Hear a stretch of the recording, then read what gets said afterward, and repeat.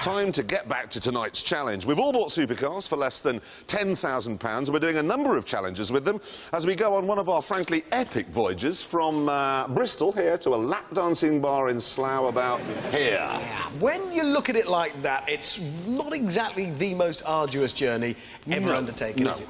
Nevertheless, it's taken us half a day to get to about here, and so far we've learnt that James's Lamborghini is rubbish, Jeremy's Maserati is slow, and my Ferrari isn't a Ferrari. It is! It is not a Ferrari. Teeth, be quiet. Let's get back to the action.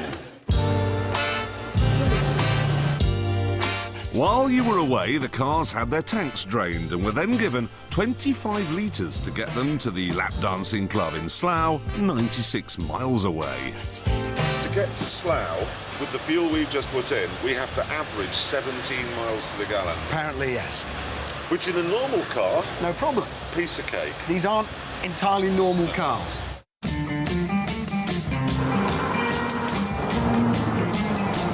To make matters worse, it had become obvious that the lap of Castle Combe had hurt my engine badly. Now this is a half French, half Italian car. That's a worry. You see, when the French and the Italians come together to do cooking, that's great. When they come together to make a car, run. Run for your life. Now, I'm following Jeremy in his Maserati. I'm doing 48 miles an hour. And I get the distinct impression that he's going flat out. Look at that, overtake.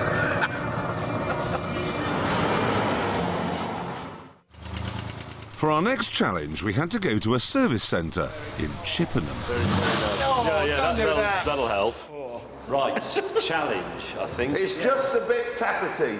Yeah. In the way that both ends. a dumper truck is. Yeah. Right. I would stall. You are now in a race with no outside help. Each of you must change the oil in your car and all the spark plugs.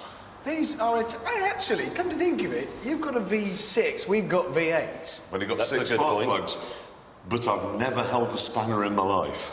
Well, he has, but that's unlike old British motors. All I have to do now is demonstrate to you two why I'm a doctor of engineering, twice.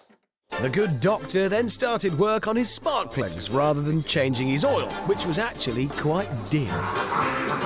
Well, no, you'll need it to be hot for the oil to drain because it's thin. Otherwise, you get big leaking bits, in your case, full of metal hanging around in the bottom of your engine. Oddly, James began by doing housework. The bonnet is eating my head. So the good doctor came up with an engineering solution. Meanwhile, James had got going and got stuck. Don't see how I'm going to do that. While Jeremy had resorted to shouting. Come on! Come on! That sounds like I'm in a porn film. Their problem was inaccessible spark plugs. Not something that was troubling me. I'm actually dawdling. I don't want to win by too much. Oh, I can't get at this one. Oh, look, it's obscured by this lead. You've got mechanics butt cheek, do you know that? After a brisk 50 minutes, Dr. Clarkson had finished changing his plugs. Yes! All 6. And set about making a mess of his oil change. That went well. Meanwhile, James was being pedantic, and I was hampered by height issues. The race to the finish was between me and the doctor.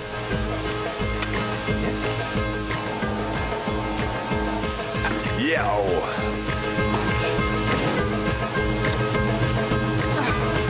First to start their engine. We've got the times. Yes, in 5 seconds. 1 hour, 13 minutes, .2 for you. Yeah. 13.25 for me, half a second. I may have made a bit of a mess there. Meanwhile, I'm quite happy doing this if you'd like to sod off. As we left Chippenham, it became clear that the pit stop hadn't really done my Maserati much good. That's a great sound.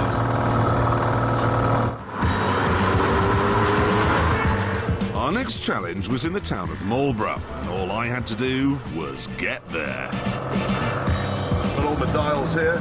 My oil temperature, -20. Fuel, depends on what sort of corner I'm going round. Time, wrong. Battery, wrong. Never mind, could be worse. This time, James had broken down outside a school. At lunchtime.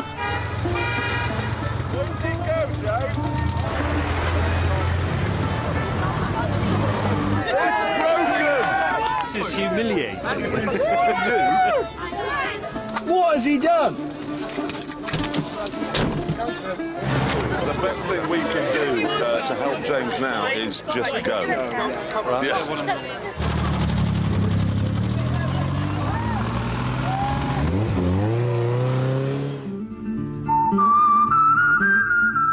Eventually, we made it into Marlborough, where the locals could sense the tension of an upcoming three-way duel. Supercars are notoriously hard to see out of. They also have very heavy clutches and very heavy steering. So, which would be the easiest to park? Right, we have to park our supercars in this space against the clock. And Hammond's first, you ready? Go! This space is not big enough for this car. Is he going to hit? I'm about right!